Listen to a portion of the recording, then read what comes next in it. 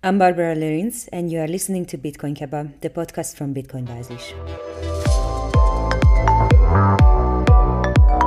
Hi, Guru. Very nice to meet you, and thank you for coming to our podcast today. So let's already jump into it. How did you get into crypto, and how did you meet with Bitcoin in general? That's a very interesting question because we have to go back to 2013. Okay. So we were in Paris, me and my very good friend who convinced me to come to Europe back in 2010. So we were doing a lot of tech stuff and a lot of AI stuff, but we had absolutely no knowledge about what crypto was. We heard about Bitcoin, we heard about these kind of things, but we really didn't get into it. So it was in 2013, 14, something like that. We were sitting in a pub in the downtown Paris. There we encountered two drunk people, and they were discussing something about making money with mining.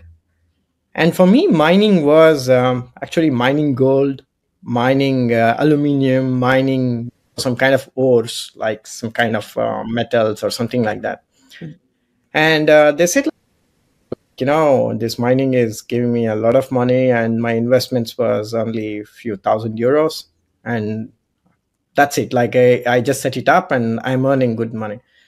And this was very intriguing to me to understand what mining they're talking about and what is this all about. I was very curious, so I just wanted to ask them. Okay, I was hesitating whether I can just go and dash into them because two friends talking and having drink. And we were also having drink and we were just enjoying with our own topic. So we stopped our topic. We were hearing for a couple of minutes what they are talking about. And they constantly mentioning mining. And then I couldn't stop myself. I just went to them and I just asked, okay, look, this is me and this is what I do. And I'm very curious to hear about the mining stuff that you are talking about. What is it exactly? And they said, oh, we are mining Bitcoin. And I was like, what does that mean? No, it's a magical money and you get it when you mine it. And I asked them okay, mining means, do you need big equipments or something like that? And do you need any permission from the government to mine these things? They said, yeah, a lot of machines are involved in this. And I said, it should be making a lot of noise, no? They said, yeah, it makes a lot of noise. And there should be a lot of pollution, right? Only you both, how you can mine. And do you have any kind of mining license from the government? They said, no, this doesn't need any license. And I felt no, this is fishy. How can you mine something and you don't have any permission from the government? Because there are a lot of big equipments that is involved when you mine something.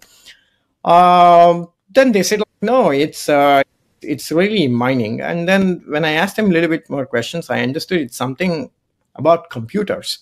It's something about graphic cards. So I got all these details from them, some basic details. I just made some notes on my phone. And we came back home on that day. We were a bit drunk. We thought maybe we will not get much of information, so we will see it tomorrow. But finally, we both said, no, let's do it today itself. And when we started to really understand and explore this new world, we felt, wow, this is amazing. This is super cool. What is this Bitcoin? We don't know still at this point in time. All we know is we can mine and we can get money from it. Mm-hmm. So because my background has always been in Fintech, so I said, okay, let's give a shot at this one and let's buy these things tomorrow and let's do what is possible. And there were very few shops in Paris, which was really selling this kind of equipment. But finally, we found La Maison de Bitcoin, which is a house of Bitcoin in Paris. It's the first place where there used to be a lot of conferences. There used to be a lot of discussions surrounding blockchain and Bitcoin and stuff like that. That's how we got introduced to blockchain technology. So that's how the journey began about knowing Bitcoin, about this mining and all this funny stuff. And then it got very serious going forward. So that La Maison de Bitcoin was already established in 2013? Yeah, I think it was in 2014 or something. But officially they became big only later on. But what they were doing at that point in time was they didn't really have this place what they have today, because La Maison de Bitcoin is from the same founder who made Ledger later on. Oh, okay. Yeah, who happens to be one of our mentors, Eric Lashevik. So initially what they were doing was they just had a very small place. And they were just like 15, 20 people always coming there, typically tech people are trying to understand this Bitcoin and mining stuff. So we were just going to these kind of small meetups, which used to be on Eventbrite those times. So yeah, this is how it began. So let's circle back to a little bit earlier in your life. So you co-founded your first company at the age of 16, if I'm right? Yeah. That's remarkable. Could you tell me more about that journey? What inspired you to start your startup and journey and in general your company at 16? Yeah, I was very interested in stock markets from a very early. Like I started at 16, but my interest was much before that. I used to see all these stock tickers. Like when I'm watching a news channel, all these tickers used to go one by one. And sometimes they were used to put green symbol, few percentage, and red symbol, percentage down. And I was trying to understand what is this? And I used to watch a lot of CNBC because I was very interested in economics. I was very interested in this understanding how this world works and what is this company, how the share works, all these kind of things. And when I got into it, I came to know, okay, this is all about math. This is all about understanding the quantitative finance behind it. So quant finance was there, but it was not there so much in my country, in India, back then. Only some very elite mathematicians, statisticians, they were involved in this, or very high class developers who knows a lot about math. They were building this kind of stuff. And I was very good at statistics and this side of the math. So we were trying to see and predict the stocks. But when I got into it, I came to know it's not just about the quant analysis. It's also about understanding the company, understanding the trend, and understanding where the company stands and where it's going forward, what kind of dividends they have issued in the past, what kind of rights issues, bonus, and all these things exist in the traditional finance, like in stock markets. So this was very interesting to me. So once I got into it, I felt okay, let me understand it as a technology, as a knowledge or something like that, but at the same time earning some money out of it. And I couldn't even start a account on my own because I was not 18. Because in my country, to start an account on your own, you need to have an income tax number, something like Adokartya. You need to have certain kind of papers to make it happen. So I just opened an account in the name of my father. I just borrowed some money from him. And I said, okay, I want to do that. And he said, look, I can give you this much of money, which was something let me say 1,000 euros he gave me back then. And he said, if you lose it, then never come back to me crying like you lost it. But if you lose it, but if you want to do something, you just do it with this money and don't ask me something more. So I said, okay, fine. Let's take it as a challenge. And I put this money to trade, and I was trying to validate my ideas if it works or not, because ideas is one thing and execution is another thing. So once I started to do that, I started to taste this kind of success. And it was more than money, actually. When you feel something and when it happens, the first time you might feel it's just bare luck, nothing else. The second time when it happens, you feel that, no, it was not just luck, but there was something else. So very soon, I understood how it works. Then I started to read a lot about Templeton, a lot about Warren Buffett, a lot about a lot of big investors, Ray Dalio and these kind of hedge fund managers.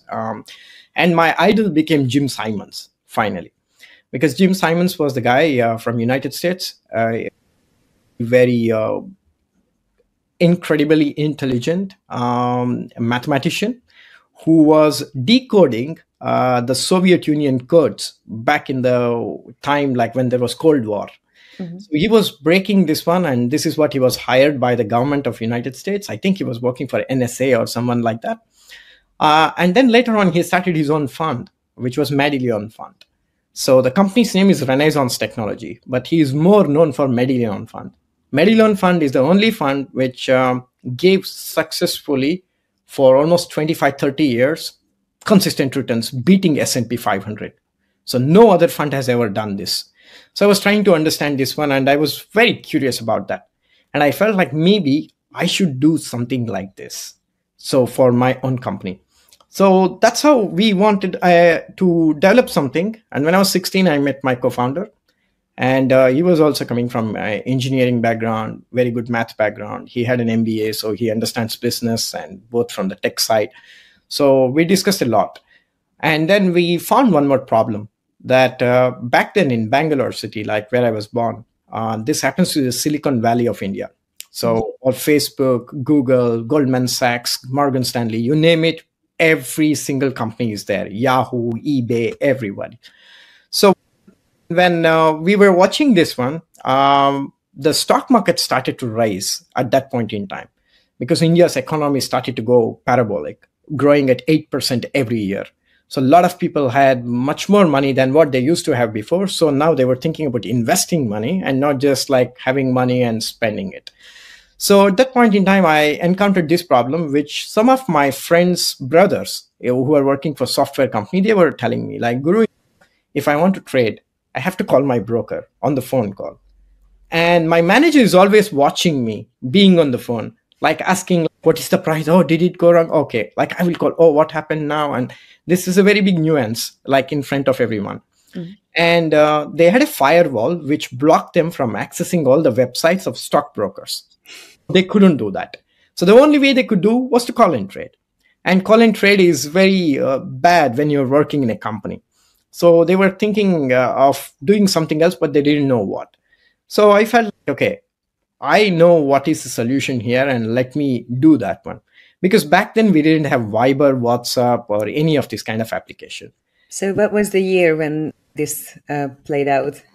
I was 16, so something like 2002, 2003. We didn't have this kind of WhatsApp, Viber, or internet penetration like how we have today anywhere in the world. That much of penetration was not there back then. What I did was to do it through SMS. So if there is a good trade, the broker of like any broker, like stockbroker, he will send that tip to the customer. And we will give this option of typing Y, which means yes, follow this trade, or they can just type yen on their phones, which means no, you don't want to follow the trade. Mm-hmm. So we automated this process, and then we built our own trading system, which generates trading signals so that people can select the trade or no. If they are investors, we had a different type of plan for them. If they're short-term traders, we had a different type of plan for them. If they're systematic traders like long and short, we had a different type of plan for them. So they subscribe to our plan and they just type like Y and yen, and they keep getting all the updates on the SMS continuously, like what's going on in their portfolio. So we developed this company, and after 5 years, we felt that a lot of internet penetration is coming now.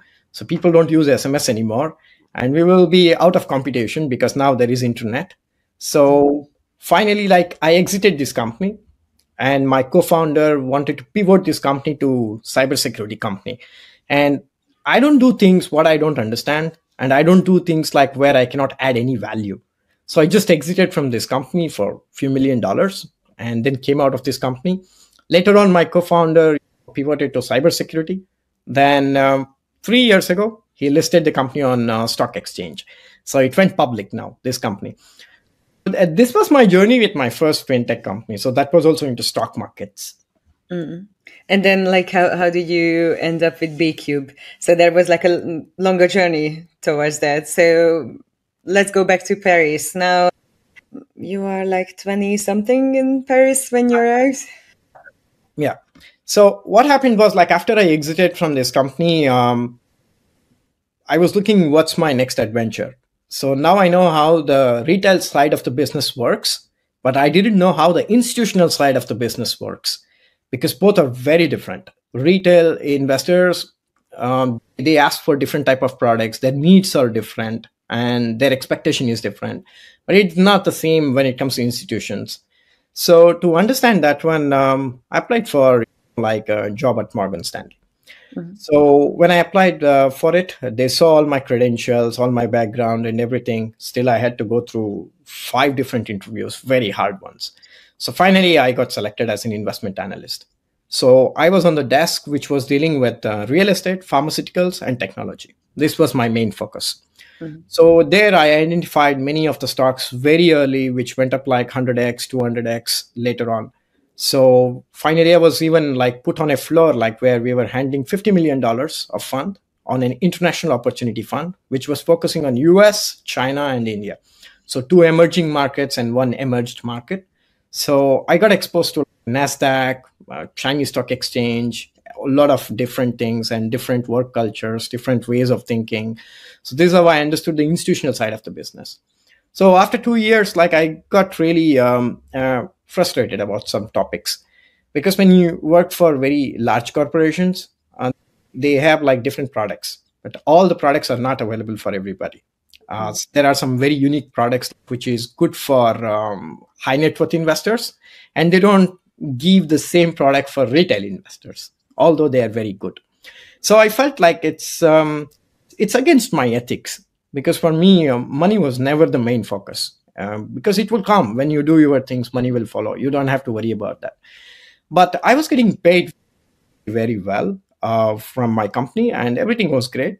But it was not suiting to my ethics, because my ethic was to give equal things to everybody. Everybody are the same, so don't make this kind of discrimination and everything. And finally, it didn't work out because I'm a small fish in a very big company. So I came out. And I felt, okay, one day I will make my own company, which is as big as this, or perhaps bigger than this one. And I don't have to wait for my dream to come true by proposing it to somebody and they have to propose it to someone else. No, let me just cut this crap. And I resigned from my job. And they wanted to keep me and they offered me many things. But I said, no, I will go out of this. Once I went out of it, I had lots of money from my startup exit and a lot of money that I earned from here. So I thought of going on a Euro trip with all the money that I had. So when I came to Paris, after going through Greece, Italy, and all other countries, there was a yoga workshop. I just wanted to relax there after all the parties that happened in other countries. So I just wanted a little bit cool down, and I went there. And I met one very interesting guy who was just next to me, and we were spot on several ways, on several layers. Like we were philosophically the same. We had the same kind of point of view, politically the same kind of point of view. We had the same kind of mindset about giving highest importance to independence, having freedom of speech and freedom of expression and all these values that we have as a human being. Then this clicked very well. And then we thought of, okay, let's do something together also at this point in time. So we started a consulting company, so where we were consulting softwares and financial services and all these things. And then he convinced me, like, look, you can come here and you can work from Paris itself. Like, you don't have to be, like somewhere else. So you can just next to me. Then next day when I went to a French consulate, I applied for all my documents. Easily I got visa for a couple of years. Then I came to Paris. So when I came there, then like we were just thinking of like our next big thing. So after living there for a couple of years and this incident at the bar, that changed us about knowing something which we didn't know before. And it was seriously something what we have never heard before, never seen before, technological wise or from the monetary wise, because who would have believed that you can put money in the morning on a meme token, and once you come back in the evening, then you can make 10 times of your money. That's not possible with my traditional background, traditional finance background, because there you will get 30-40% returns in a year, which is very big, very huge. Yeah. Above 20%, everyone is like, oh my God, you are the best trader ever. Absolutely. And mostly, like, even if you make 100% or 120%, you are a God level trader there. So that wasn't the case here. And I started to look myself as very small. Come on, like, people are making so much money here. And I was so proud about making, some small double-digit percentages in stock market. So let's do something here. But what we will do, we didn't figure it out in 2013. So in 2015, 16, like we had enough money because we were very early investors in Ethereum. Like when it was like $80, $70, like we bought a lot and we made a lot of money in that. So in 2017 was a year which was very turning point in our life. We were investing in a lot of ICOs as angel investing in some projects that we knew, or like just investing our own money. We made a fund and I was trading sometimes, or like simply buying and holding it. In 2017, what happened was there was a project which I don't even remember the name today. And they said like this is the first credit card where you can put your crypto and convert to your euros. And that was very appealing to me. It was a project like which they said is from Poland, but it was not from Poland. So finally, it was a scam. And it was the Wirecard, I think, no? Probably Wirecard. Or no, they had some funny name to it. I don't remember the name, but I remember this incident and I remember that video even now. He just took his normal bank card, put a sticker on top of it. He was making the video from his phone and he just goes and puts his card inside the ATM and he gets euros. And I was like, wow, this is solving a huge problem. And we put 120K euros into this particular project. And next day they announced like they're going to list on Binance. That's something fishy. Because if you're listing on Binance, it's not you who is going to make the first announcement. It's the Binance which is going to make the first announcement. And we knew this rule. We came to know, no, this is a scam. And when we started to raise these questions in the community, we got banned and everybody got banned. And finally, it was a scam. And all the photos and pictures, what they used as a team on the website, even that turned out to be a scam. Because these people were very innocent people, the photos that were used, and they were tracked on LinkedIn and police even checked them in Poland. They were just normal people. They had nothing to do with that. They just randomly picked up some photos from LinkedIn. And this was a state of crypto back then. A lot of scams, a lot of problems and everything. And I was seeing like, this is too much. And for us, 120K at that point in time was not a kind of money like where we have to say, okay, my life is finished. But a lot of people put their whole life savings and they lost everything. And some people even committed suicide in these kind of scams. We thought, no, we have to stop it somehow. And we have to build a system in which like it will be capable enough to make the trades on behalf of people, but in a complete non-custodial way, which means we don't touch the money of the people. Money will remain in their own accounts, in their own possessions. We just have the permission to trade on their behalf. So this is how it works. And then when I discussed this idea with my co-founder, is an AI expert, is an architect, software architect. So he knows about all this kind of stuff. So then finally, I was a trading person. I was a trader myself. So I said, okay, I know this trading algorithms, like I can come out with this one, but you give your AI direction to it.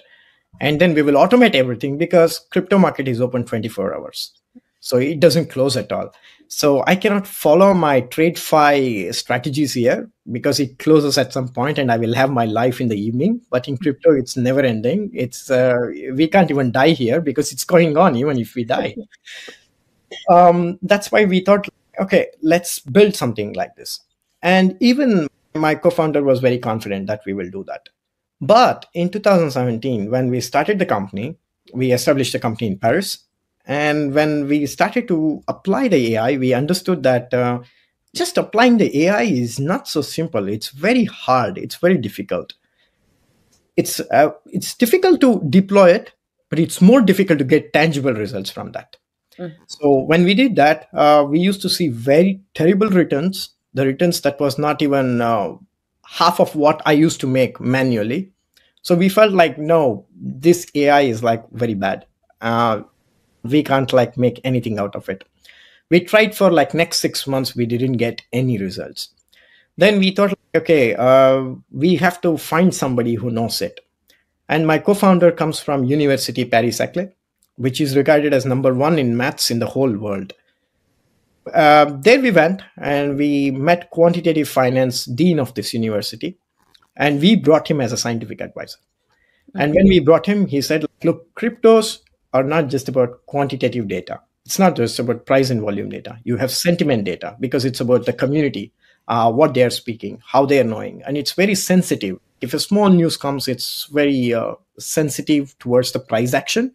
So we have to build like a whole system, like sentiment analysis system, exogenous data, which means like on the blockchain records, we need to see if any big whale is pulling out the money, putting the money, or where it's moving and all these things. So we need like sentiment data, we need exogenous data, and plus we need quantitative finance data. So then we continued our research and development for 1.5 years more. So in 2019, in the middle, we came out with a product, which is still the best performing product on our marketplace.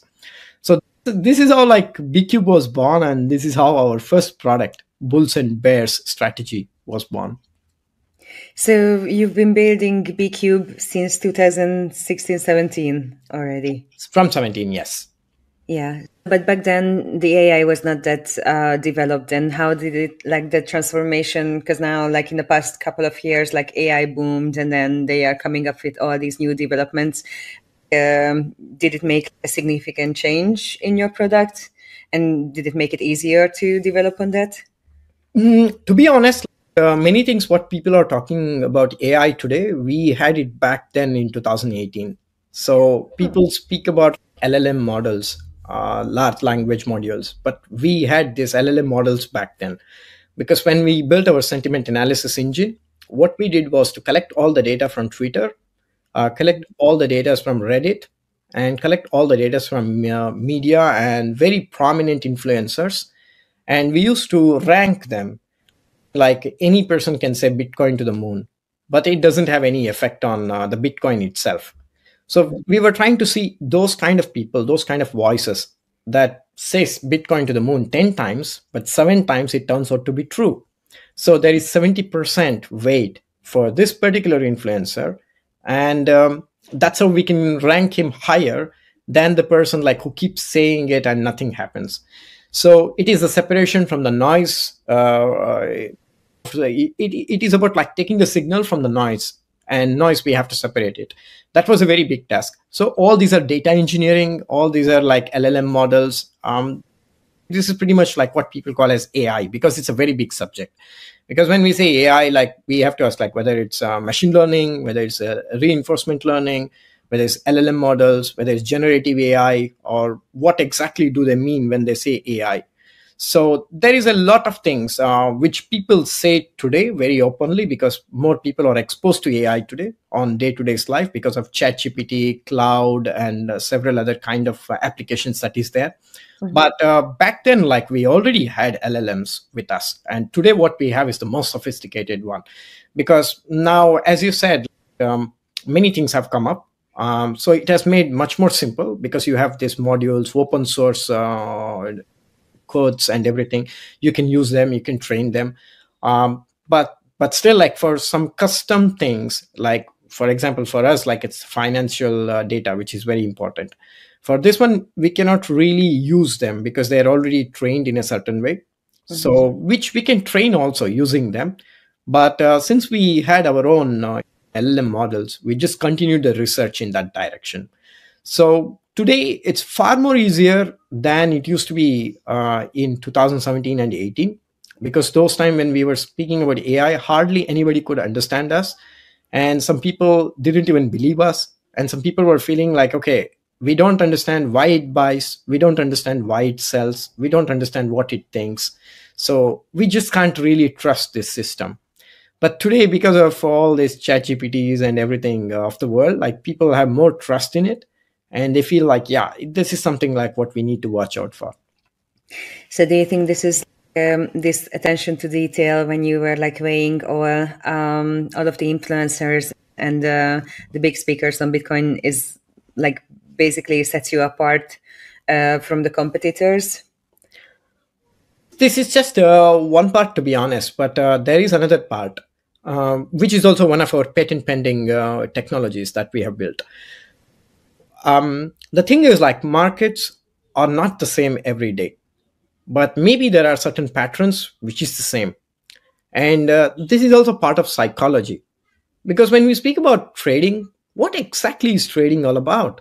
It's about a group of people, and it's human beings, and it's their behavior, it's their way of thinking, how they decide on a trade, and what panics them, and what they do it. So if markets are changing every single day, then we also need to change it every single day, the strategies and how we would like to buy and sell. So the AI system, what we built was to, like, you can feed in any number of strategy.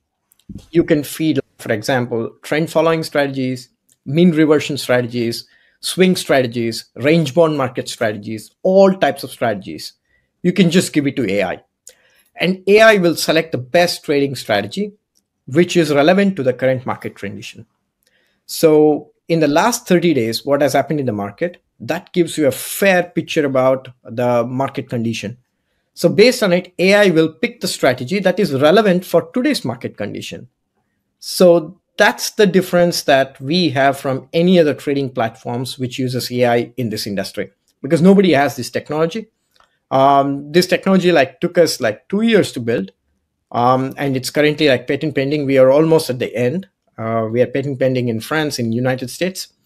So this is how we distinguish ourselves from others, because all other people, they have one type of algorithm, and that works probably in one-sided markets or one type of markets. But when market condition changes, it loses all its alpha and goes into a very deep drawdown. But if anybody goes on our platform, bcube.ai, and if they check our marketplace, we don't have greater than 18% of drawdown in any market condition. And we're consistently beating the returns of Bitcoin.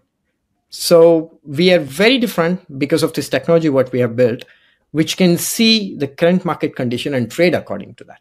When you say that you are beating Bitcoin already, in which part of Bitcoin are you beating? If I'm doing dollar cost averaging in a year, then it has last time I checked, I had 80% return in the past 1.5 years.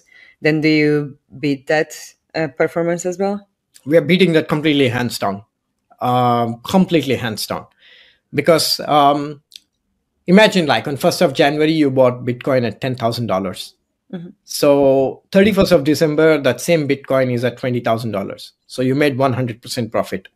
But if you use our strategy, you will be making 500 to 600% percentage of returns.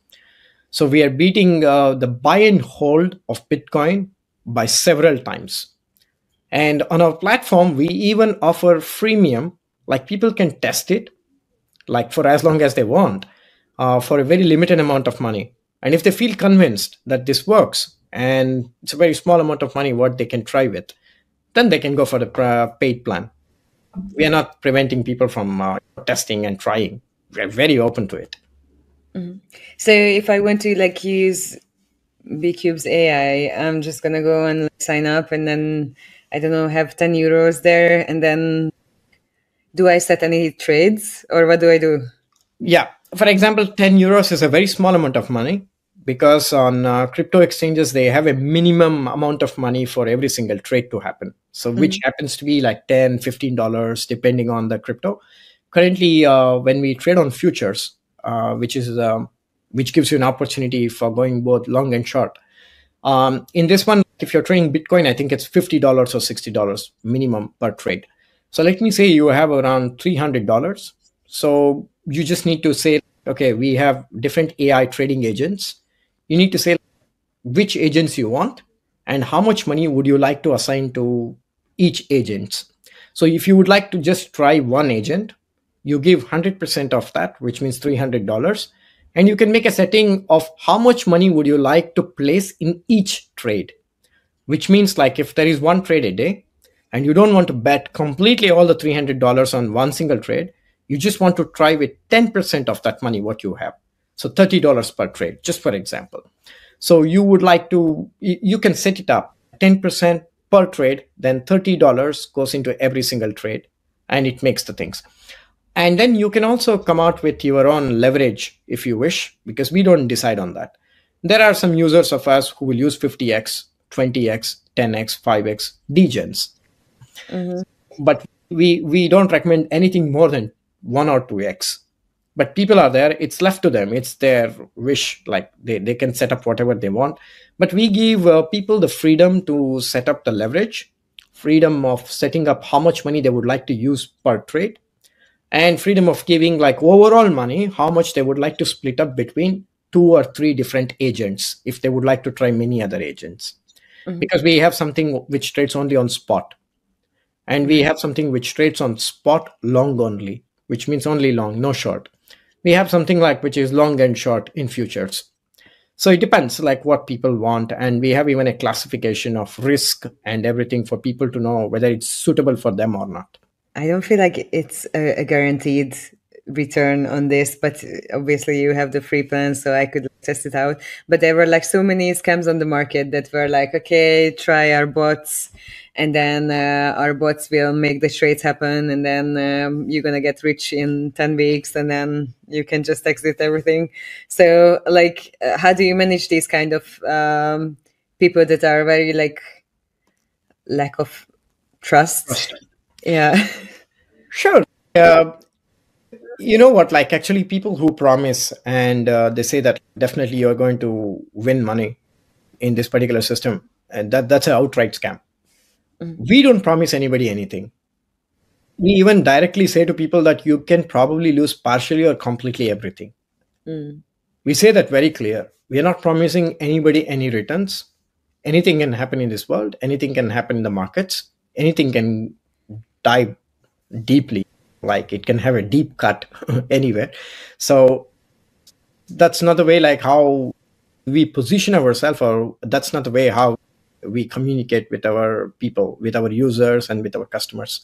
And we are a regulated company, so we have like our own standards, because regulators are watching us. We need to give them quarterly transactions, like what we do, what we communicated, what we put on the website, what do we promise, and is there a risk assessment for each trading agents that we have? Do we really have these trading agents? Everything is audited by the regulators. So all these scams like which promises and everything, they are not regulated. And we have a full-time legal and compliance officer in the team. So we maintain all the compliances, anti-money laundering laws, everything is in place. This is how like people can just get the feel that if somebody is a scam, then they will not get themselves regulated, because they will not want to get into problem with any regulators, because that will be a huge penalty and huge punishment. They will not have a legal and compliance departments in their company. And moreover, like we are not just coming yesterday and saying, okay, you can just use us and we will make money and things like that. We have been in this industry for 7 years, 7 long years, which is a very long time. And many of the crypto projects hardly last 3 to 4 years, and then they go bankrupt, because still there is no product market fit for most of the crypto startups, in my opinion. And also these kind of startups, like they really don't have a vision for the company. And they don't come from any kind of good backgrounds or something like that. Because in our company, everybody comes from very good background, either from the education side or either from the work experience. All these things makes a huge difference, because it's about the people when we speak about the company, because company is just a legal entity. And it always matters like who is behind it and what he has done in his life so far. And I think like we tick all these boxes, and that's why we didn't find much of a problem in convincing people, and we grow our community very fast. So what's your vision for BCube AI? BCube AI, when we started, like we just wanted to provide efficient financial products for everybody, especially the retail customers. Today, we have gone beyond that, because as a regulated company, we can provide OTC trades. We can do brokerage, we can do market making, we can do custodian services. We have expanded the company much more than what we started off with. And now like we are starting another project also, which is called as B3X.ai. And B3X.ai is the most advanced AI-driven DeFi protocol for building your own funds. Like anybody can become a fund manager. and they can become a fund manager using Python code, or they can become a fund manager and build the most sophisticated strategy on this planet using simple English.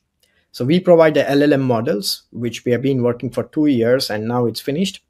So they can just type, okay, build me a strategy on Bitcoin for 1 day time frame.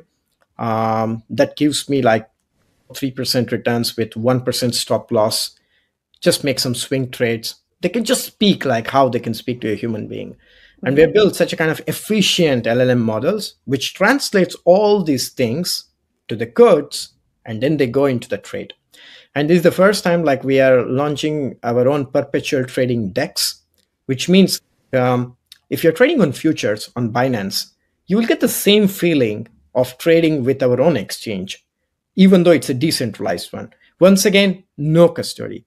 It's completely non-custodial. All the money, everything is in your own wallet. You have the private keys of your wallet. We are not touching your money at all. We just manage your money. And we are bringing in like a lot more fund managers to build their own funds. And people can participate in this kind of excellent, fantastic funds, which was not possible before. So this is a kind of like new DeFi revolution. And my big vision for BCube is BCube should be a one-stop solution for people in crypto. So when I say that one-stop solution, which means you can literally do anything on this platform. You can lend money, you can borrow money, you can trade, you can use that money in the real world. And we will be the first one to even make it possible to trade the Tesla stock or Apple stock on blockchain. This is what we call as synthetic tokens. So we are launching this one next year in the Q2, where we will come out with synthetic tokens. Because, for example, if you and me want to buy an Apple stock, we need to start an account on NASDAQ or some other kind of broker or Charles Schwab or someone like that one, the brokers. And it's so tedious process to make it.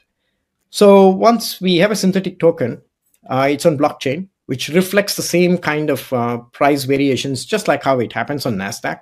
We will launch even gold, silver, everything.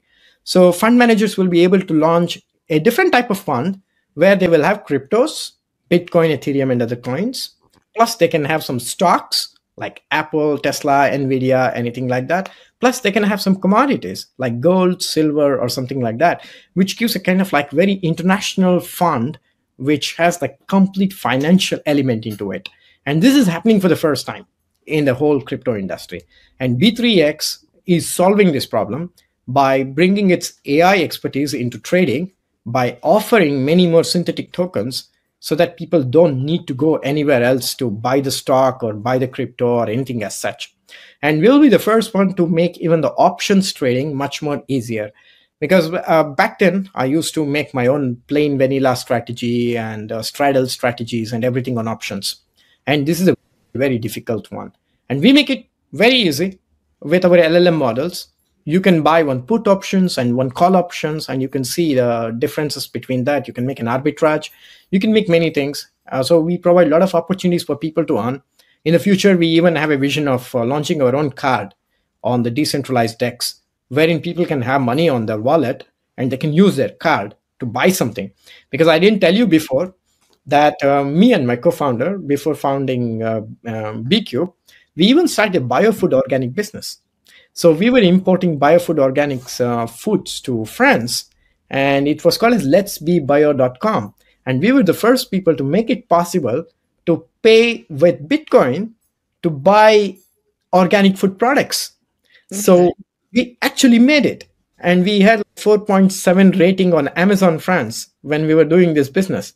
But later on, we got into problems by importing a lot of foods from organic foods from outside. And EU restricted us by applying a lot of licenses, which was becoming expensive. So operational cost was increasing. So we stopped the business, but we had this experience before of letsbebio.com. So we will, even in the future, we will make it possible that if you would like to buy a food, it should be possible. So we want to be a one-stop solution for every needs that you have on crypto. And once you log into our system, you don't need to log off to go to another dApp for making something else. So if you are using a DEX, it's already has a prerequisite that you have crypto from somewhere. So are you also like the fiat gateway? So I'm going to bring my forints or euros or whatever currency I have to you, and then you're going to exchange it to whatever synthetic token that I want to use for trading, or I should do the trade, or exchanging my fiat money to crypto somewhere else and then go to your platform? Yeah, actually, there is two things here. Why we don't want to immediately have any payment gateways. The first thing is we value privacy of people. If someone wants to be anonymous and completely private, they should be, because it's their right to be private. Of course, we will not allow any criminals to take advantage of it. At the same time, we are blocking many countries from accessing, which is supposed to be sensitive countries, like some UN sanctioned countries, like where there is a lot of chance that some kind of bad actors can come into it. But if there is a good actor, most of them are, 99% of them are, but we should not listen to what government says that all the people who are using anonymous currencies are criminals. That's not true at all, because those kind of criminals are more on US dollars than on cryptos. They're just trying to paint this picture, which I personally don't believe in. So we don't want to integrate any payment system, because once you integrate a payment system, then every payment gateway wants you to do a KYC on it. So once you do a KYC, then you are exposed to it. Then your data are shared with a lot of people, like unnecessarily. So that's why we don't want to integrate that one. And secondly, I don't think it's a good idea to integrate a payment gateway to a DEX, because DEX is a decentralized one, and it needs a very different type of architecture to make it, which is like too much of hassle for nothing.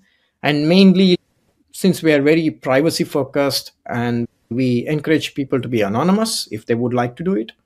But at the same time, we want people to easily access any DeFi protocols. Because for normal people, just to connect their wallets and do all this transaction is a very difficult task. So what we are doing is we are bringing account abstraction, so which makes it possible for people to just log into our DEX using Gmail accounts, using Facebook accounts, using Twitter accounts. They can just log in as if they are logging into any Web2 application. And once they logged into our DEX, then they will be able to deposit their stable coins and start to trade with us. Yeah, but if you're already depositing, then, okay, I don't know. Then you will have your cryptos probably on Binance, Coinbase, Kraken. Yeah, but that makes it already like custodial. So it's like kind of removes the DEX element or the non-custodial, which is the advantage of this new invention that we were talking about. Absolutely. But like currently the financial system is we have to go through the bank to a CEX, and from CEX we have to come here. So that has been a procedure. We also have an idea, probably we will do that in the future, like where people will just pay for a payment gateway in forints or whatever it is. It gets converted to USDT and deposits that USDT on our platform. So in that way, like we will solve this problem of friction, but we will need a lot of support from the banks when they have to cash out that money. So there is always this problem.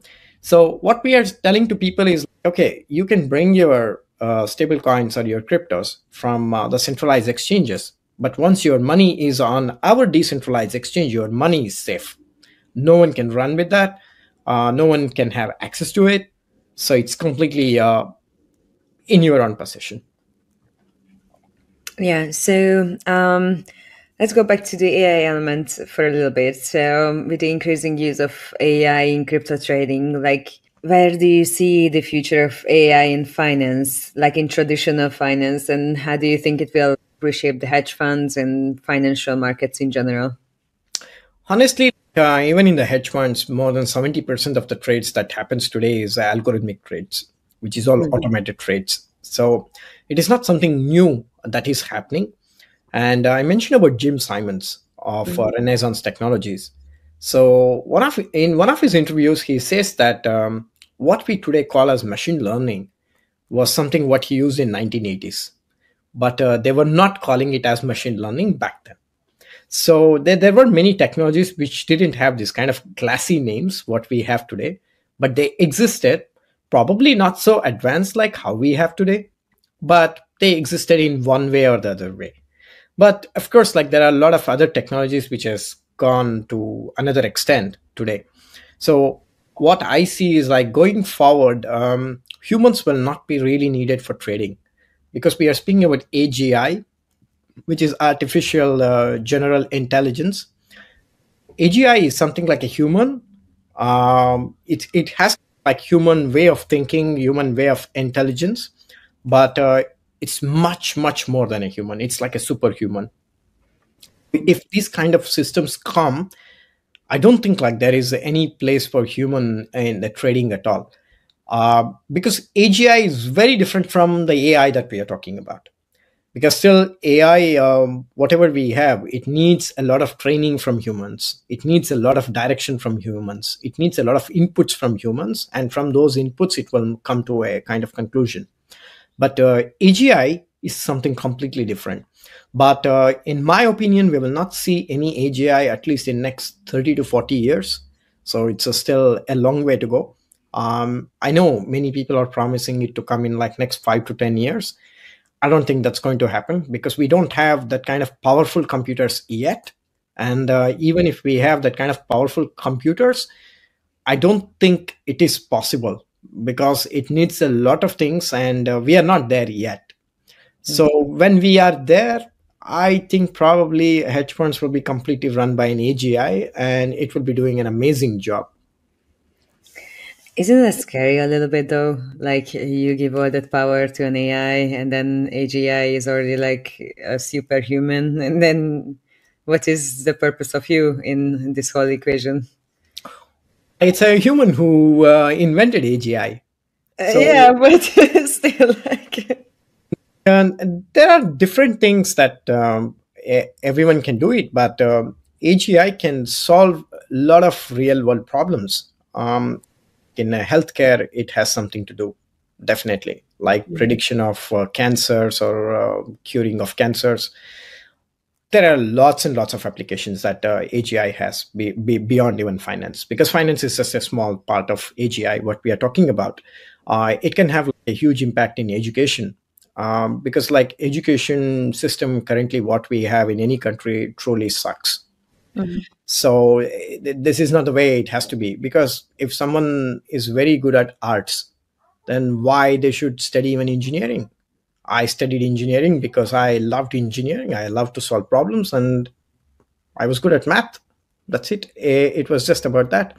But there are many things like which, therapists and all these people like keep calling you, keep counseling you, and they don't even know about themselves, but they keep counseling about a lot of people and making decisions for them.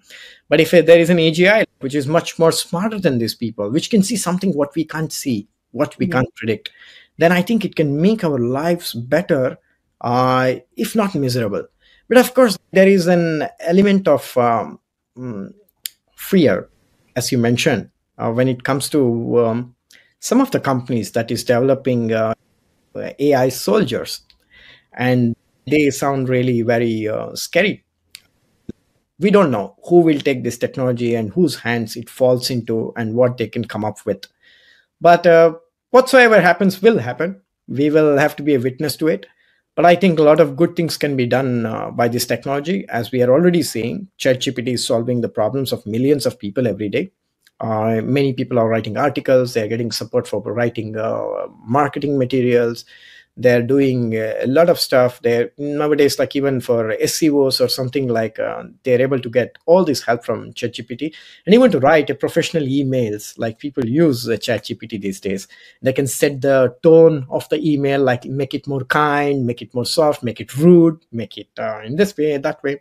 So it's really solving the problems. So as long as something is really solving the problem of the people and within this limits of what AI should be and not crossing that limits, it's all fine. But it will be very interesting to see what will happen. And if you're asking me like what we humans will do after that, I think we will be witnessing something amazing. Because 100 years before, if someone would have said that two people can sit in front of their computers and have a conversation like how you and me are having now, that would have sounded very scary to them, like how it's even possible this way. And maybe humans will not meet face to face anymore. They will not have any touch anymore. So everything will happen online. And this is a very scary thing. Yeah, that's even scarier than the AI part. But we are living that reality today. So I think going forward, it will be more or less the same. Yeah, you've been part of major international startup competitions and incubators as well. How have your global experiences from India to Hungary to France influenced your business strategies and leadership style that you have today? In India, I was not so much active because I was very young when I left the country. So after that, I hardly went back. So I don't know really what kind of system exists there. But during my engineering times, where I was incubated also, because my engineering school is one of the best one in the country. So they had this entrepreneurship development cell, EDC. That's how they used to call it as. So even back then they had it. So there, when we were going, they were giving a lot of sessions on speaking about making business models, making financial projections, go-to-market strategy, how do you get your first client, and how do you manage them, and all these kind of business lessons. And some tech mentors were saying the importance of making a POC, validating your POC, and then going for a MVP, and how do you select the features. So proof of concept and... just for people who are not part of this and proof of concept, and then making a beta version where people can play and break it, and then going for an MVP, like minimum viable product, where you will just have a few future features, but it's good enough to be commercialized. So these things I learned there, but actually when I joined EDC, I already had a product, so we were just scaling at that moment, so it helped a lot. After coming to Europe, I was part of X Accelerator, which is an accelerator by École Polytechnique. So École Polytechnique is amongst the top 3 best engineering schools in Europe. So we were part of their acceleration program. And that was very amazing because the quality of the mentors were very high. The people who were there already had a successful exit, and they were very genius in technology, and they were able to solve the problems very easily for us, give some good advices, all these things. And even business and marketing side also, they had very innovative ideas. So it was a good journey. And in Hungary, especially, I would like to take the name of Design Terminal. So we were part of Design Terminal also back in 2019. And that was a good one because there we happened to meet a few people. And especially there was one person whom I'm still connected with. And she was a PR and communication person in Hungary. So she runs an agency in Budapest. So what happened was once we were discussing about the PR and communication part. And I said, I will need your PR and communication support for my product. And she said, you can explain your product very well. You were very passionate about your product. I think you can be a good PR and communication for your own product. I said, me? No, I don't think so. She said, no, you can. I can see that. You can, and you don't really need my help. So why do you want to pay me for that? And then I felt okay, let me just start a Telegram channel and let me just start a Twitter account. And I started to do it. Initially, it was a bit difficult, but then now I'm very popular on Twitter, and I built a community of 3,000 people on Telegram all alone, completely. These kind of incubators will make you realize your potential that you don't know about yourself. So people will see you and they will know it, what you are good at and what you are not good at. And when you know about your strength, in my opinion, it's better to work on it. And I'm not a person who says to people work on your weakness also. I don't think that's the way I look at it, because weakness, you can make it less weaker, but still somewhat the weakness might be a weakness, because there is, everyone cannot have all the kind of skills. We have to agree with that.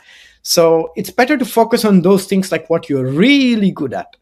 And then you can become much more better at that, much more perfect at that one. So that's exactly the kind of conclusion that I got after going through a lot of acceleration programs. We were part of even Block IS. We were the first winners there in Block IS. So Block is a blockchain acceleration program backed by European Union.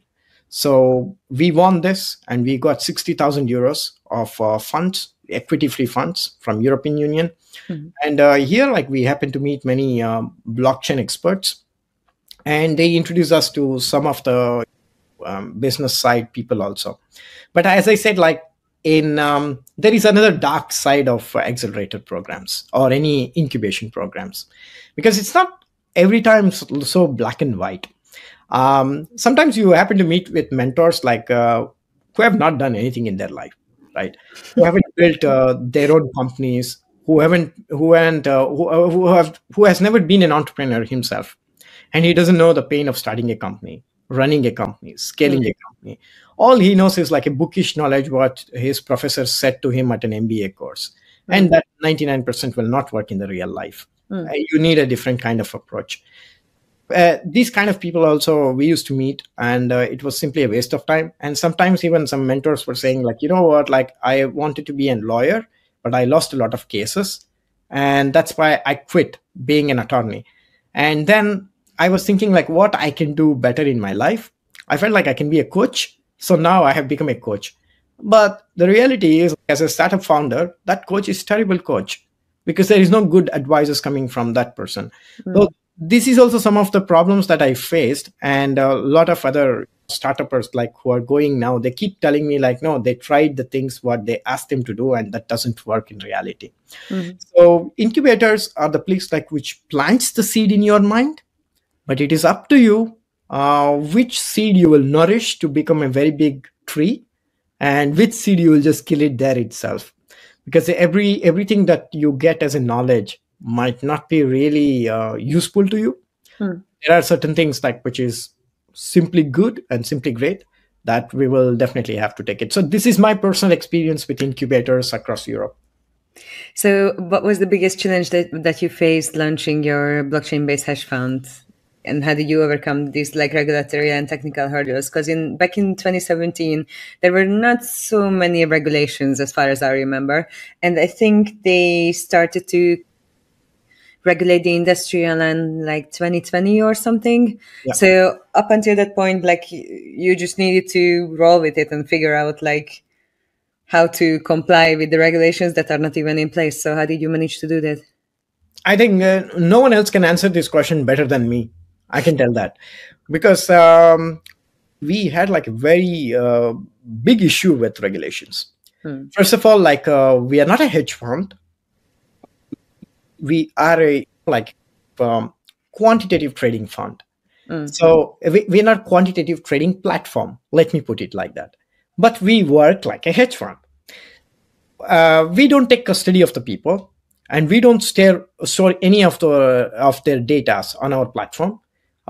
We just take their names, we just take their address just to make the invoice copies to them when they pay subscription money to us, and that's it. We don't take any more details from them. What happened was like in 2020, we were hugely successful, and we were one of the biggest companies like in this space, like in trading space in France. And one of our competitor was also launching, and they were not as successful as us, because we had like a very unique value proposition, very unique business model. We were saying like we also have our own tokens, which is trading on Uniswap. So it's called as BCube, BCUBE, without any space. People can stake BCube tokens, and they can use our platform for free, absolutely free of cost. So everybody can buy some BCubes, stake it, use the platform for free. It's very nice. So when we were doing that, we got hugely popular. Everybody started to go up. Our revenue skyrocketed from the trading fees and in other ways how we were making the money. And some people were paying still subscriptions. So we were doing very good. And then French regulator came after us. They came after us and they said, no, yeah, we want to summon you for a meeting because what you are doing is not legal. It's what you are doing is an asset manager company, and this one needs regulations to make it. But if you go through the MiFID law in the European Union, and MiFID laws, or if you go through asset manager laws, or if you go through what is that? That there is DASP, and there are like many other kind of laws which we can go through in the law, and they clearly say that these are the funds which takes custody of the funds and they manage it. Means I can take money from you, and it's like, Barbara, just give me like 1,000 euros. Don't ask me what I'm doing with that, and you will know that at the end of the year when I give you the presentation of the fund performance or something. Mm-hmm. In between, if you ask me, maybe I will give, maybe I will not give. So this is how the fund works, right? And this is not what we are doing. People have liberty to select and everything. So legally, we don't qualify as an asset manager. Legally, we don't need AIFM license, which is like a alternative investment fund management license. We are not bound by any MiFID law of European Union. So we gave a response to them, and they took like nearly 3 months, and they gave a clean sheet for us in 2021, 22, something like that. And 3 months or 4 months later, they came with full force. They said, no, we want to investigate you again. We said, what? I think we settled. Everything is fine. So what do you want to know from us now, once again? They said, no, we want to investigate again. So they kept asking like hundreds of questions. And in 2022, they said, no, look, you need a license to make it. And that license is called as DASP, Digital Asset Service Provider License. So if you get this registration, then you can continue your business. And we asked them like, okay, we just need to apply and get it right. And they said, like, yeah, you need to have some background in finance. You need to have experience in that. You need to prove it. We just gave our CV. Like, we all work for banks. We all work for investment banks, hedge funds, everything. So once we gave that, then they came out with security things. My co-founder is also good at like security things and everything. And we have like a very excellent architecture. We shared everything with them. And then they couldn't find anything more. So they came up with another story. Like, are you still doing the business? And we said, like, yes. They said, like, no, you have to stop the business for French customers. We said, like, okay.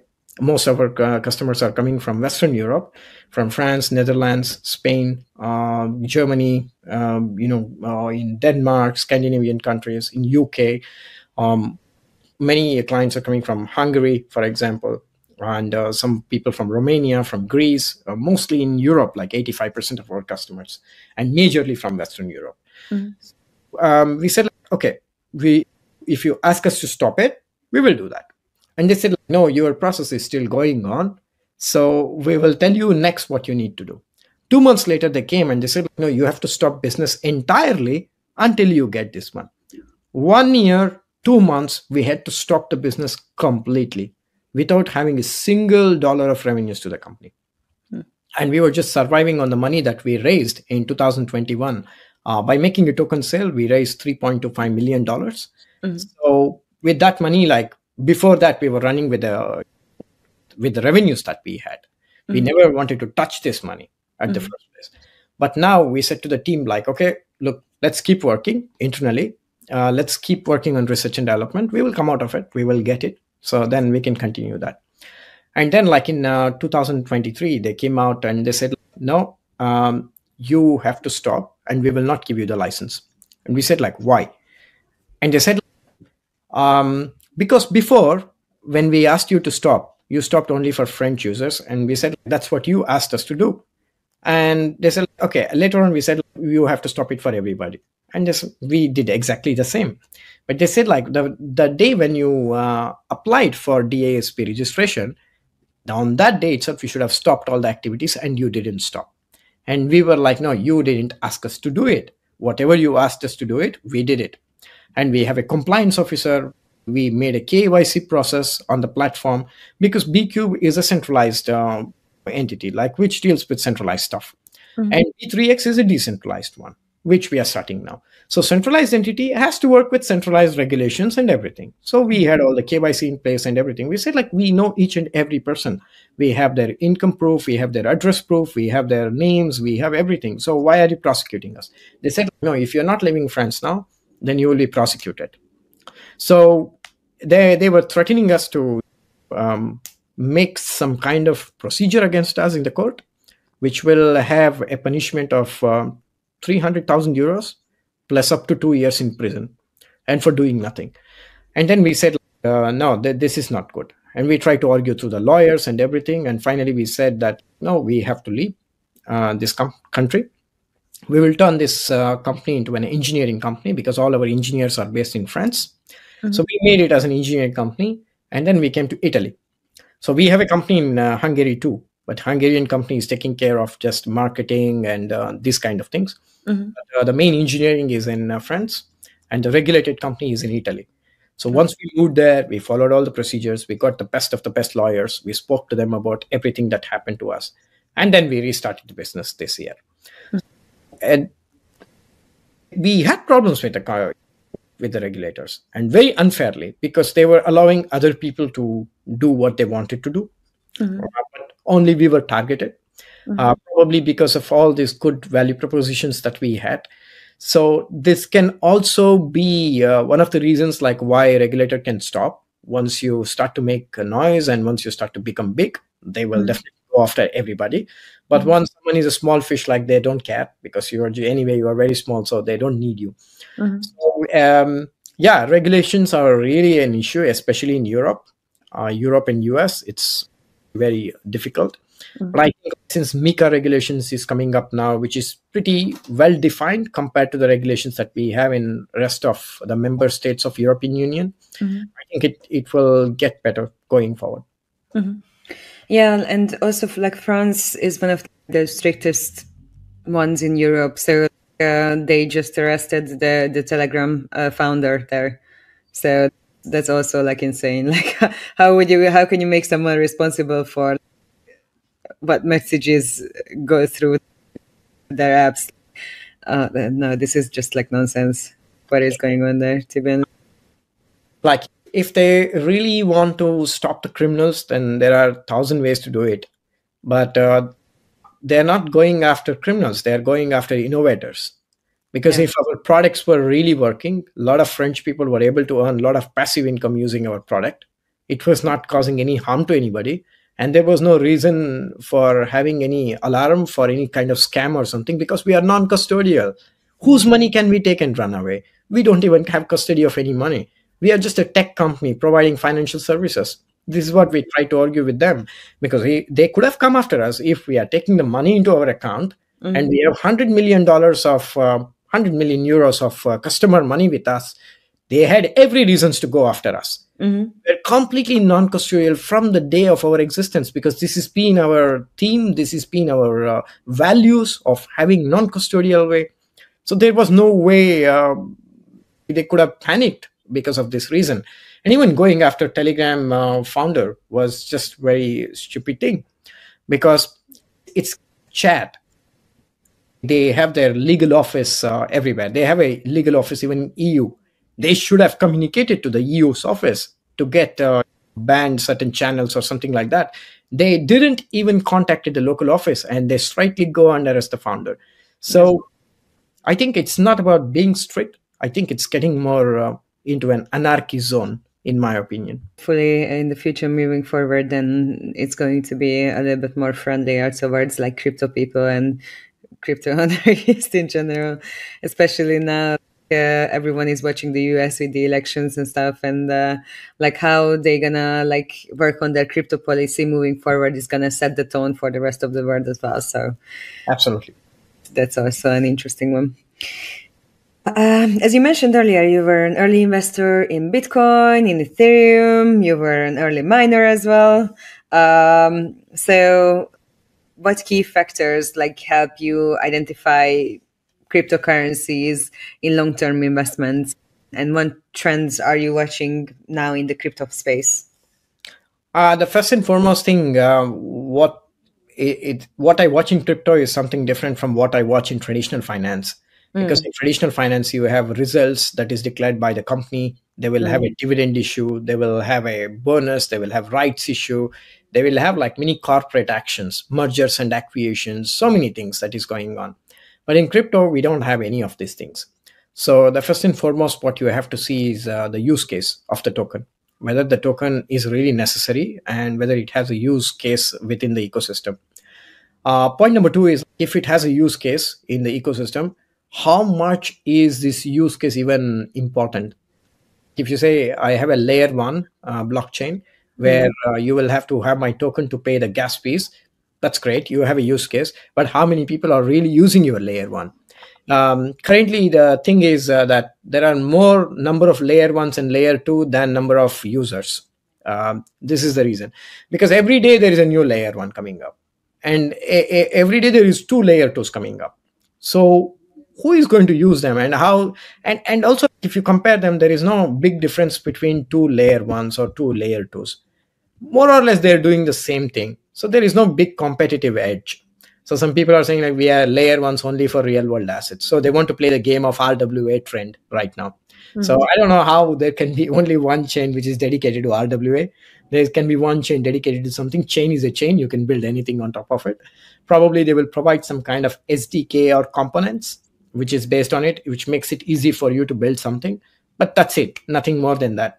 So I always take a very long-term view on anything that I invest in. For example, why we invested in Ethereum and Bitcoin is a store of value. It's a currency. That's how we see it. We see it something like something like US dollar or euro. It's not a good comparison, but I'm just saying that we are seeing it as money, honestly speaking. So when we see Ethereum, Ethereum was the first, and they were the first one to come out with smart contracts. And Ethereum is the largest ecosystem. So most of the dApps are deployed on Ethereum. Even though they have like ridiculously high gas fees, still everyone's first place to land is Ethereum. So that will always be there. And any blockchain that is launched even today, the first question what people will ask them is, are you EVM compatible? And what is EVM? Ethereum virtual machine. So Ethereum is Ethereum. It will always be a very big thing going forward also. So now Ethereum is not just viewed as a layer one, it's also viewed as a kind of investment, something similar to Bitcoin. So this is how I used to make investments. And Solana is coming up very fast. Their community is very big. Many dApps are deployed on them. The chain is pretty good. Sometimes it takes vacations every now and then. The chain goes off and people have to restart the chain and something like that happens. But still, largely, the transaction fees is low. And it is built on Rust, so that's why it's very fast. So it's very scalable, so it looks good. And also number of active wallets on Solana and Polygon are far more higher than other kind of blockchains that we have. So I take a very longer view, and I also see the valuation. I try to compare valuations of some of the companies which is in the same space, having different kind of users.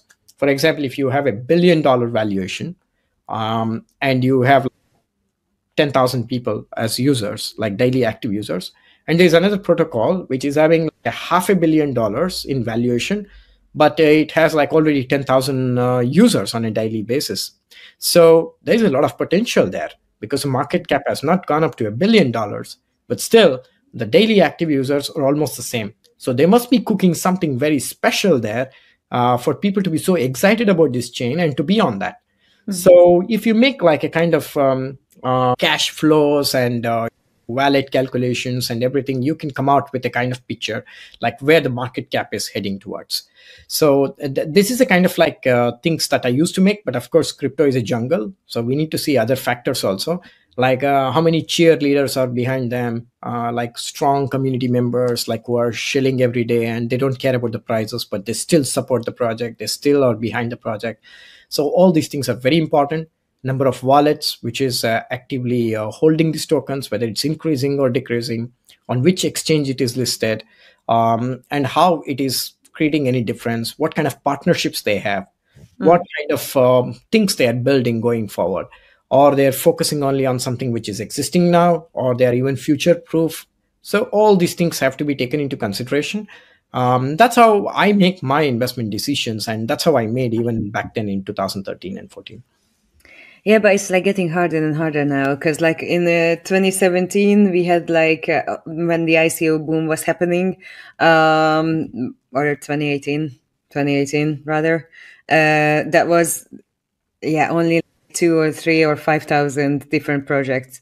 Now it's 30, 40,000 projects, and it's like very hard to nitpick the sustainable ones out of that. Do you see any projects that you would actually recommend checking out right now that you are following? I think I have to be a little bit biased. Like, I'm looking at BCube now, and B3X tokens will also be launched very soon. So we are going with we already raised pre-seed round of 800K, and we are going for raising $5 million now. So these are the kind of like projects like which has never been in this space, because BCube ecosystem is like very huge. BCube is like a CFI, and B3X is like a DeFi ecosystem. So one single ecosystem which has both the phases, like where people can select what they would like to do. So this is something like very new and innovative. So besides being biased, like other projects that I'm really looking at is some of the blockchain projects, because Monad has created a lot of hype. And Bera chain also, because Monad is building something from the scratch, the layer ones, and they're promising a very huge transactions per second. And the founders are great. I think they will be able to execute it. They raised $224 million round quite recently. So they're well funded. The hype is there. The community is there. I think like they will be able to come out with some very good stuff, which can make some of the other dApps on other blockchain to move towards them. So if they're really successful and deliver what they're talking about, I think there is a good chance that it can be amongst the top 5 chains like very fast. And Bera chain, because Bera has like different types of consensus, which is proof of liquidity. So liquidity is something which is very important. This is something what we are lacking in DeFi ecosystem, the liquidity. Because if I want to buy Bitcoin for $100,000 on Binance, it's very easy. But if I want to buy $100,000 worth of WBTC, wrapped BTC on a DeFi protocol, I can't buy it because there is not so much of liquidity. Literally, I'm moving the prices, or there is huge slippages. So these things can happen. So Bera Chain is solving this problem of proof of liquidity by keeping the ecosystem liquid. So these are some of the 2 layer ones that I'm really looking at now. And some of the real world assets is something that is very interesting to me, because real world assets, I don't mean to say that real world assets is something innovative. Absolutely not. Because real world assets are already there, out there. So people can always have access to it. So that is not something new. And many people are speaking about tokenizing stuff like real estate and all these things. But the question is, okay, it sounds sexy, but is it really necessary? Is it really needed? Do you really have to tokenize everything? Maybe there are some things that you can tokenize, but what about the regulations? What about the regulatory hurdles that you need to go through to make it happen? So all these questions are not still answered. So I don't know. But what I feel is that if people are trading crypto, they already have cryptos with them, and they already have a platform to trade these cryptos. And if you make these real world assets, make it available to them on the same platform, which is already backed with 1:1, like one Apple stock is backed with one Apple token, then I think it makes sense. It becomes something like a stable coin then, because stable coin is also backed with something, at least allegedly. But coming to like stocks, if they are having some kind of backing, I think it makes it possible for everybody to have access to any stock being anywhere else. Because if I want to buy an OTP stock, and if I was in somewhere else like in the world, it's not so easy, because I have to come to Budapest Stock Exchange. I have to make an account there with a broker to buy this stock. So it's not so easy. So RWAs can make it easy in finance in this way. But there are many other ways, like maybe tokenizing a old painting or something like that, where you have the ownership of the painting. But yeah, it makes it very simple. So that's what I wanted to say. So these are the focus that I'm looking at. And GameFi is, of course, like very hot topic right now. There are a lot of games people play a lot, because there are professional gamers also. We all play, right? Like I'm also a gamer, so yeah, me too. We all play a lot of games. And I think if Web3 has to go mainstream, then 2 things has to happen. One thing is the games should get more interesting, because currently the games that is on Web3 is not so good. It's not so interesting. The graphics is not good, or something is very slow and it's not really working. But I think we are very early, so it will get fine going forward. So this is one way of fixing the mass adoption problem. So I'm very bullish on even GameFi. Yeah, these are the sectors that I'm really looking at: DeFi, GameFi, and RWA currently.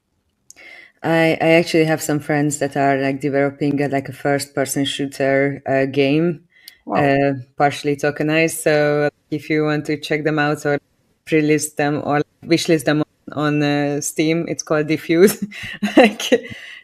It's very cool that they are working on something like that, because I also agree with you on that term. So GameFi has to open some gates and then has to work on gamers to enter the crypto space in general. And maybe not everyone has to know everything about like blockchain and crypto in general. They just need to be able to hold on to their assets. That's right. If you had to go back to the beginning of your journey as a startup founder, what advice would you give to yourself, to your 16-year-old self? That's a good question. I would do certain things differently, for sure, because I think I did a couple of mistakes in my line of business, like in crypto. I think I will avoid those mistakes and I will try to see it in a different way. For example, when we listed our tokens on Uniswap, I was feeling like, no, centralized exchanges is not really important. Like, it's a centralized one and everything. But I don't think so much of things have to be taken seriously. We should have listed on centralized exchanges. We would be much more popular than what we are. So this is one of the things. And I think if I have to go back to my 16-year-old self, then I think like I would even sell my neighbor's house or convince him to sell that, and I would put it into crypto. So yeah, why not? Because I still had a lot of stock market investments. I still, even today, I have it. But I didn't remove that. And I don't know why. Because if I would have removed it, I think it would be a fortune for sure. So I would invest a lot. And also, I think if I have to go back to my 16-year-old self, during engineering, even I learned coding and stuff like that. Because at Morgan Stanley, even I used to code a little bit, but I'm not really into coding or a coder or something like that. But I know quite decently. I think I would be a very good coder, probably in Solidity, or like when it came newly. If I was a coder, for example, I would be more interested to learn that, because there are a lot of things that I would like to try and test it myself. But learning a language is very easy. I can learn probably in 3 months or 4 months or something like that. But becoming master in that takes several years.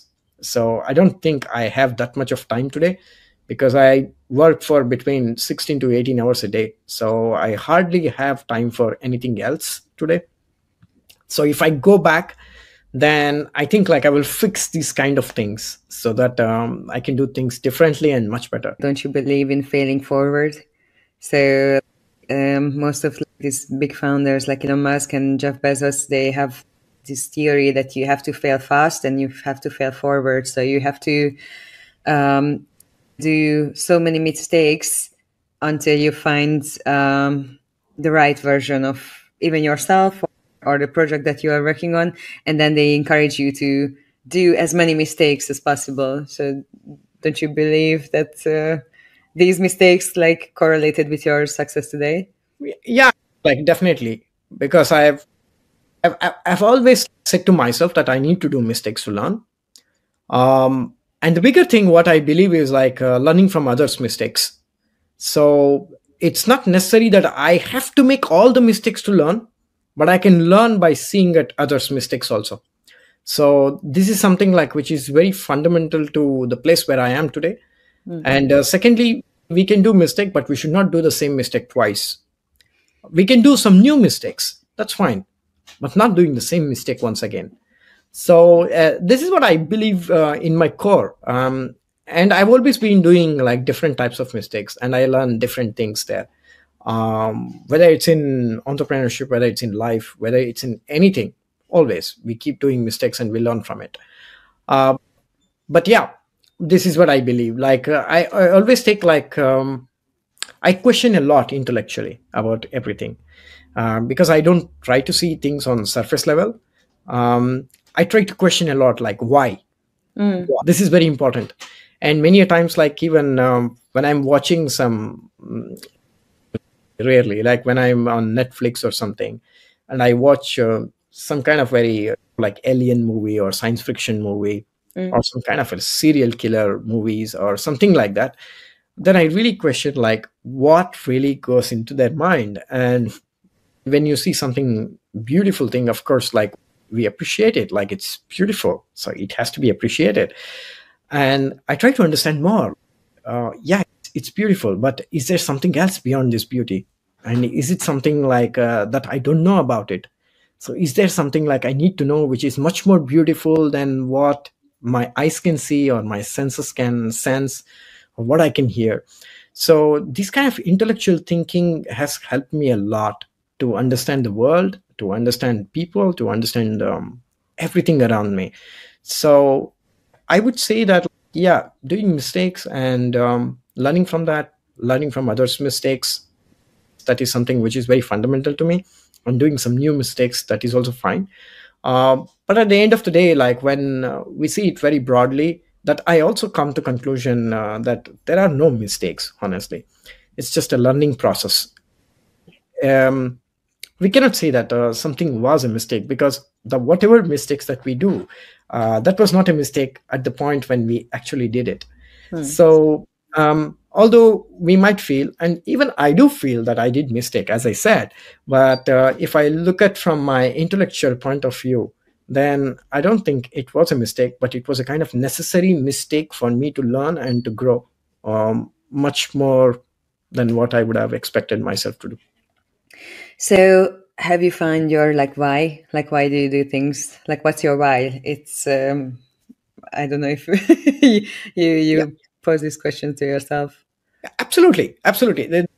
This was a very fundamental question that I always used to pose myself, because we as human beings are here on earth, knowingly or unknowingly, accidentally or purposely. We don't know. We are just here. So once we are here, we have to give purpose for our life.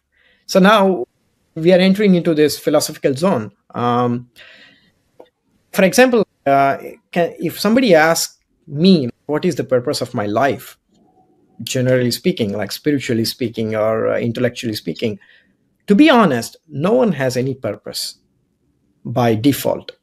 We cannot say this is my purpose or that is my purpose or something, but we give purpose to our life. It's us who gives the purpose to life, and we can select that purpose. And if that purpose, like we are able to serve in our life, then that gives us happiness.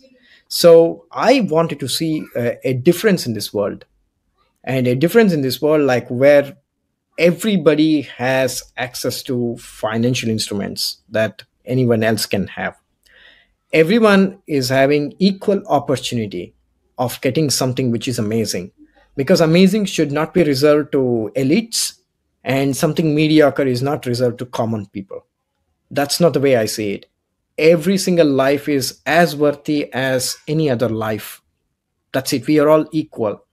So in this, when we are all equal, then we should have equal opportunity.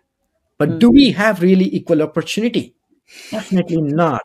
Do we have, we speak about gender equality, we speak about so many things, making big conferences about this one, talking about a lot of things about that. But the reality is, it's not really true. It's just a philosophy, or it's just there on the paper. It's not there in the action.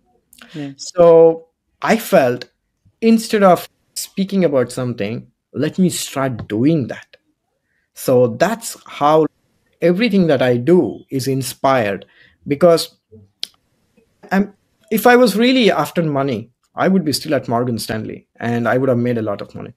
And if I could make one startup and do that, then I could have done several things, like just to make money out of it. Money is not my motivation.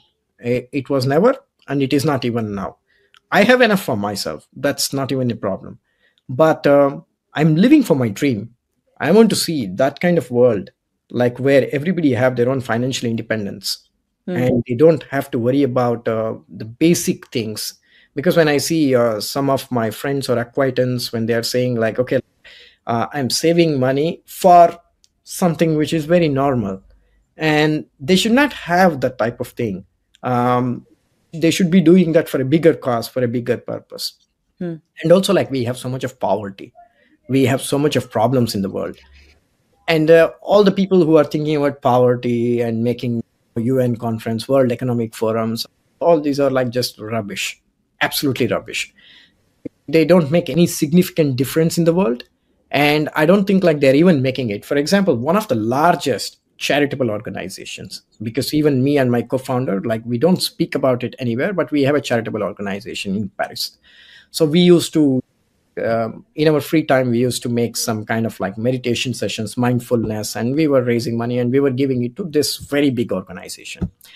And when we were giving checks to this organization after getting this money from the donors, we came to know like nearly 70% of the money what we are giving it goes for employees cost and several other costs like within their organization. And in the 30%, 10% is going for the people like who are on the ground, trying to, like a referral system or something like that. And only 20% is really going to the cost. So if you're speaking about $1 billion, only 200 million is actually going to the real cost. Where is $800 million going? And this is not charity to me. And that's why there is a lot of nonsense in this world, and that has to be right. And for me, the only way that I do is like empowering people financially, empowering people like without any kind of stress. And that's what BCube has been doing all this while, giving consistent returns, making them passive income. So many people write, on Trustpilot and everywhere, like, like we are making money. Thank you so much. And like, like we are doing this one. And one of the clients from United Kingdom, in 2023, he wrote a message like, which really made me so happy on that day. He said, one of our trading agents, which is the oldest one that I said from 2018, he made so much money with that, he could actually fund his house in United Kingdom. So he said, my first son is born and I could buy this thanks to BCube. And that one gave me a lot of like happiness, because you're doing something and you can see what kind of impact it's making on humans' life, someone's life. And that is very important. And as I said, like, I stand a lot for freedom of speech, freedom of expression. These kind of values are extremely important to me. Having that personal space, what you have, nobody can take away that from you. And crypto is the one which gives you that one, which gives you that authority of self-custody. And nobody can make decisions on your behalf, because all the governments and everybody, their agenda is the same thing. They are there in the power for 5 years or 10 years. They do some wrong decisions. They get their pensions and their money for entire life, and they're not even worried about it, because they will not even stay in their own country after they get retired. They go somewhere and they relax and they retire. But who is suffering? We, the common man. And that's why BCube is fighting for those common people. And we will keep doing that. So that's my why. If one person said that openly that he could buy the houses, then I think 1 million of them will be able to make it in my lifetime. So those 1 million people thinking about us and feeling like this is the platform which changed our life, that is our happiness. And that is our intoxication. And that's how we want to see it happening. So that's my why I do it, because I want to see the change in this life, change in this world, in the way in which we can really see, and there can be a metrics in which we can gauge it. And yeah, that gives the happiness for us. Thank you so much, Guru. That was a really amazing closing statement for our podcast, I think. I hope that your vision, or like your why, is going to be fulfilled in the future, and then you will be able to help as many people as possible with raising enough money to cover their life and reach their goals. And yeah, thank you for your work. And I wish you all the luck in the world with the regulations and the crypto endeavors and solidity if you wish to learn it at some point in your life.